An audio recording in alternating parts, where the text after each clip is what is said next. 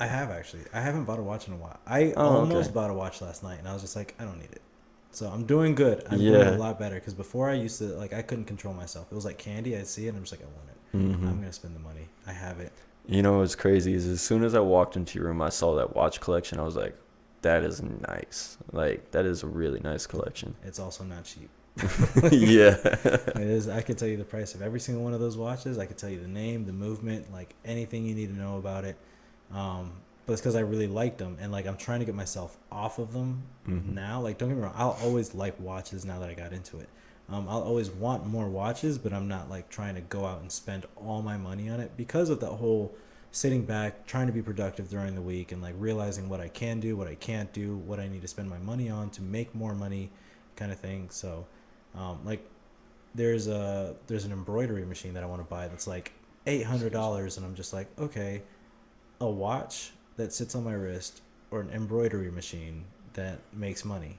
It's like, Yeah. like as much as I want that beautiful watch, I might have to pass on it just for the embroidery machine. But if I play my cards right, sell enough things, I can buy the watch with the money that I made from the embroidery machine. It's True. like a long term game kind of thing. Hmm. So that's like one of those things. I'm just like, well, I'll get to it when I get to it. But right now, I got to focus on what's more important. Yeah. So that's just me. Yeah. I mean, it's always good to look at the long game. I know, so me personally, like watching my parents grow up and, cause when they had me, they were really young. Mm-hmm. Watching my parents grow up, they started out with like little to no money. And then as time went on, they started growing and building, and we went from living in like a tiny one bedroom house with me and my brother sleeping in the garage, like on our bed and everything, to them having like a full blown house. It was like 3 bedrooms, one for me and my brother, and Yeah. it was really nice watching that. And the so like the one thing that they always taught me was like, be careful with your money. Always be careful with your credit, be careful with your money. Always try to have extra money in the savings in case something does go wrong, you Yeah. know. Which is good. I mean, but I live my life entirely different. Like if You my live life your was a movie, if my bank account was a movie, it'd be called Fast and Furious. All right. you live your life on the edge. I really do. It's because like I have a motto, and I know it's a bad motto. I'm trying to move away from it, but like it's just one of those things that I got so accustomed to. I want to spend my money while I'm alive. Like it's, I know it sucks, right? Because it's Yeah. like, oh, what happens if an emergency comes up? I believe in God. I That, mean, honestly, like I never thought about it like that, but that's true. Like it's not like you can take your money with you, so yeah, you. and that's how it is. But there's pros and cons to it. Pros, I get to spend all my money, right? Yeah. Cons, I have no savings account, and like my checkings account, like it's looking good at the moment. Yeah. But that's because I just got my travel pay and my paycheck, and then I'm expecting my tax returns, and if we ever get it, the stimulus check. So it's gonna be a nice little, Yeah, they're talking about another yeah, stimulus check coming our way. hopefully. That would be Um, awesome. but yeah, so it's like it's looking decent at the moment, but I'm just like I don't want to keep like playing it close. Let me start flipping some money and make some more money out of what I got. But like I said, my life's motto: Yeah. spend it while you got it. That's crazy because I've been literally like saving up all my money, you Are you know? a millionaire? No, no, no, no, no. I Hun- just, Do you have 100,000? no, definitely not. At least 50K. What the hell are you saving? Why do you want to know? Are you trying to sell me something right now? No, I'm trying to figure out if you've been saving this whole time. I mean, I've definitely been saving. Maybe not as much as I want, but like the funny thing is, my parents would always teach me growing up. They'd say, "Hey, save your money and don't have children because that's how you save your money the best." You know? At least I got one of those. Yeah. I don't think I have children. Yeah. It was great until I reached the age of like 25 Mhm. last year, and my parents started coming up to me like, "So when are we gonna have grandchildren?" You're 25. I'm 26 now. Oh, Yeah. children. Yeah. They're looking at me. They're like, "I want grandchildren. Spit them out now."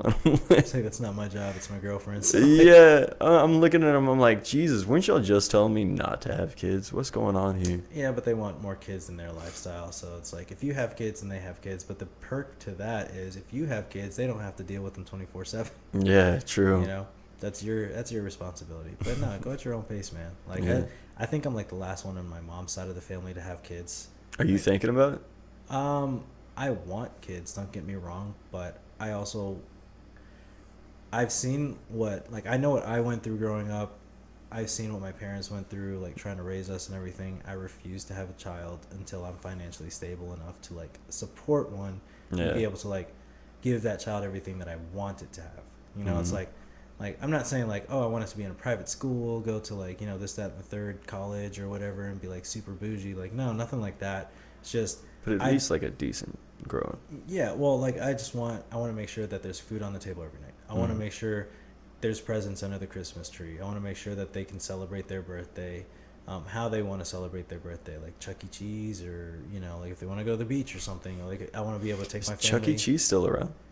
I don't know. Coronavirus killed a lot of things. Yeah, really. um, But but anyways, yeah, yeah, yeah. yeah, no, but like I want to be able to take my family on vacations, and like, you know, I also, like, one of my main things is I don't want to get a divorce.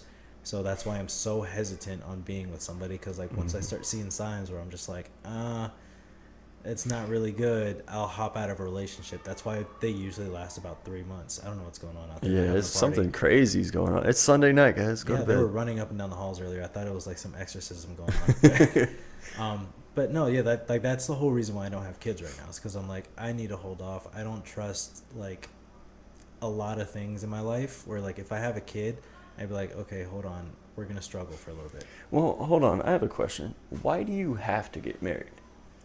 I don't think you have to get married. Like I don't have to get married. I want to get married, Yeah. but the reason I want to get married is because for me, it's like that Well, proves commitment. well, hold on. Maybe I should be a little bit more specific with that question. How did it go from me asking you questions? Hey, this is your podcast. I'm here. Below average podcast. No, so but like, why can't? So I started thinking about this recently. Why can't you spend the rest of your life with somebody without telling the government on a piece of paper that you're Oh, married to them? okay. Why can't I do it, or why can't people do it? Why, honestly, why can't people do it? Okay, so the Why is reason it such a big deal? religion. Yeah. That's it. So religion, like that's the reason why people can't do Mhm. it, because I mean, like it's at least it's not just that, you know, it's recognized in the eyes of God, but it's recognized in the eyes of the law. So that way, whenever you like tie up your finances or whatever, like they'll have something to trace back. Like, oh, this is the reason why this person doesn't have a job. She's a stay-at-home mom, or like he's a stay-at-home dad, or something like that. Yeah. And I want to be a stay-at-home dad, but um, but yeah, like it's so like religion was like the first reasoning, and then government transitioned into it, and it works perfectly for like the government, because then it's easier for like taxes or like buying stuff. You can always get like, you know, co-signer for like anything that you need to buy. So but that's that. For me, I want to get married because it shows commitment. That's Yeah. it. But I also will not propose to a woman unless I know for a fact this woman has told me we're getting married.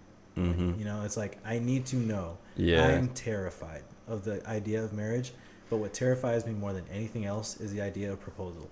Like I can't propose if there's any doubt in my mind that she's gonna say no. Yep.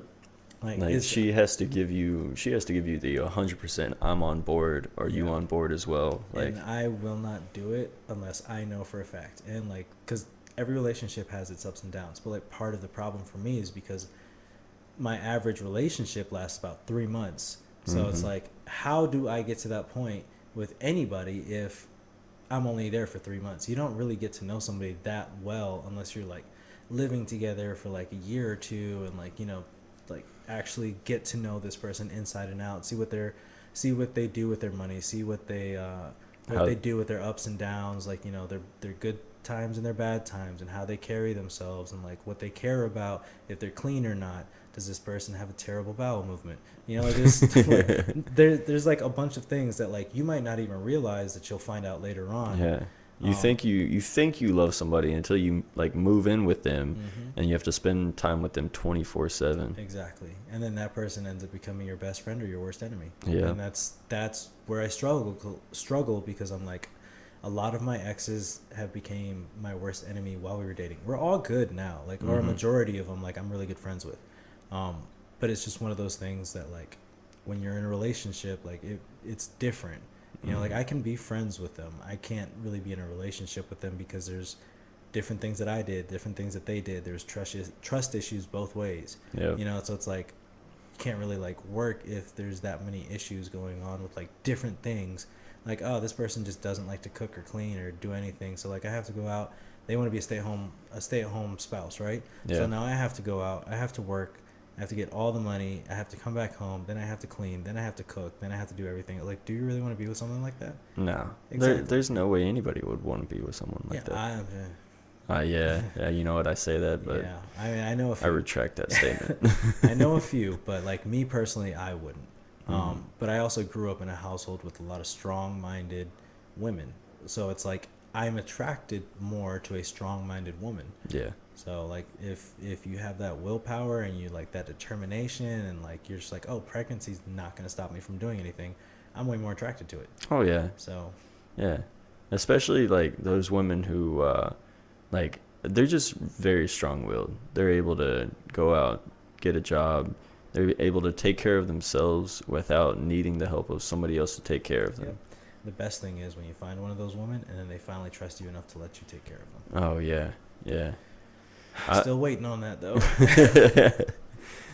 uh, yeah, my last ex, she was, as soon as we met, like we hit it off. Things were great. Mhm. She was all in, I was all in. Things were great for like, let's say 3 or 4 months, because my average relationship time is like 6 months, which is crazy. It's pretty below average. It's crazy because if you actually look at the our generation's average relationship time, Yeah. it's typically about 6 months to a year. Oh, so you're on average then. Yeah, I know, right? I'm definitely below average. Most people in our generation don't get married. Like, I think marriage has dropped like a significant amount within the past like 10, 20 years. It's ridiculous. But yeah, like I thought she was all in, we were all in, and then things ended up where like I didn't have the time to talk to her all the time. I was working constantly, and she thought I had jumped ship. We had a conversation one day, and she was telling me, well, you know what, if you're just done, then just quit. And I told her, I was like, no, I'm not done. Like, let's work this out. This is our first big fight. Mm-hmm. I like it. I hate it, but I also like it. It shows that we're still trying to prove something. Yeah. So let's work through it. And then, like, within the next month, I found out that she had already been talking to somebody else since that conversation. Yeah. So it's one of those things where you really have to keep trying, Yeah. Well, that's the thing. Like open communication. Like, because at Mhm. least with me and my girlfriend, like I tell her now, because like that's one of the things that I learned. Like one of my biggest issues was like I would always shut down. Like I just wouldn't talk to people if I was like busy or tired or Yeah. like exhausted. I'd just be like, whatever. I'll tell them later, and I never tell them. Mm-hmm. With my current girlfriend, I'm just like, okay, no, like I'll just call her and be like, yo, I've been busy all day. Don't worry about it. Like I'm not like forgetting about you. Just I just wanted to call you for like 5 minutes and let you know. And she's like, okay, that's fine. At least there's some kind of communication.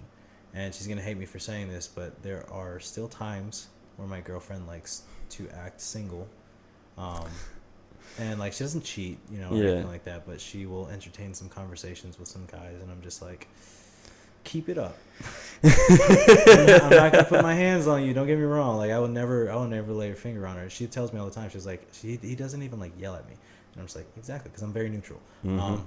I'm like, keep it up. You'll be single. But that's the worst part, when people don't yell at you and they just get quiet. Yeah. That's when you really gotta worry. Well, for me, like I'll just tell her I'm disappointed in her. That's gonna Oh, hurt. that's gonna hurt way more rough. than anything Jesus else. Christ, dude. Yeah. You're tugging at the heartstrings right there. But she's working on it. She's trying. She's like, okay, I didn't realize that this is how it was viewed, right? And all it is like you just have to change some words around, right? Mm-hmm. So it's like, oh, I was just texting this person. All right, it's like change the word from texting to entertaining. Mm-hmm. What happens then, right? Like, oh, I was just entertaining this person. Ooh, that sounds bad. Mm-hmm. That sounds terrible, right? Yeah. Like, this person just sent me a message on Instagram. I was just replying to him. Oh, this person sent me a message on Instagram. I was just entertaining him. It's like things like that. There's different ways to go about it. And I'm not saying that every message is bad, right? I get people are going to message. I get having a friendship with somebody else. I get because like I have some female friends too. But there's a big difference in the conversations I have with them compared to my girlfriend. And like I'm not ever going to put myself in a situation where like any of my female friends are going to think I'm trying to hit on them. It's literally just like, hey, what's going on with this? Like this is the topic. This is the sole topic. I'm not going to give you any reason to think about anything else otherwise, right? Yeah. And with my girlfriend, she's just like really friendly in a sense where like they'll start telling her things like, oh, you should go on a diet. Oh, you should, come hiking with me. Oh, there's this party going on. You should come hang out with us. It's like, okay, like I understand hanging out with friends, right? Don't get me wrong. Who's going to be at the party? That's just going to be 3 other guys. Like, you don't see a problem with that? Yeah, that's that's kind of pushing the Exactly. limits. So I'm just like, there's this times you just got to use common sense. Like, are you going to do this? Or are you not going to do this? Yeah. Right? Like, hey, this person's sending me this message. Does this sound good or bad? Right? Like, you just like I'll see a message from like a girl from time to time where they're just like, hey, what's going on? Smiley face. And I'm just like, nope. Yeah. That's it. Like, just nope. I'm not even gonna bother with it. Right? I'll leave them on red. I'll like somebody that I know. Right? Is a good friend of mine. Joking around said the other day, it was just like, hey, am I still your wife? And I was just like, no. Like, we divorced. Since when? And I just left them on red at that point. And it's like, and it wasn't that I was trying to be rude, but I'm just like, I'm not going to entertain a conversation like that. Yeah. Like, at least not while I'm trying. Like, I don't want to like sit there and be a hypocrite, like tell my girlfriend to try and then me not try. Yeah. And then you accidentally put out the wrong vibe. Yeah. So it's like, no, like this is like, I've got to focus. I've got to make sure that I get the right things going. I got to make sure like if I'm telling her to put out this energy, I need to put out the same energy. And if she can match it, we're good. If she can't, then I'll just move on to somebody else. Yeah. But yeah, I mean, she's working on it though. She's trying. She's like acknowledging. She's like, okay, yeah, like I shouldn't have done this. I shouldn't have done that. I understand where you're coming from, because it's like it's one of those hindsight things. So I'm not like, I'm not gonna like hold it against her forever. But it just depends on like the severity of what she did. Yeah. That like I have to kind of like consider. I'm just like, okay, was it just conversations that got a little too weird, or was it like, no, there was intention? If there's like no intention, then it's like I can't get mad at you, but like you gotta realize what you're doing. Yeah. Because like, how would you feel if I was talking to people that way? How would you feel if I was like messaging girls like, oh, hey, let's go hang out at this party? Like, oh, there's only gonna be other girls there. It's just gonna be me and like a bunch of other girls. Would you be happy with that? No. Yeah. And then you change the word to entertaining. It's like, and then everything gets so much worse. Yeah. Like, oh, I'm just gonna go entertain these girls at this party. Yeah. It's like, that sounds pretty bad.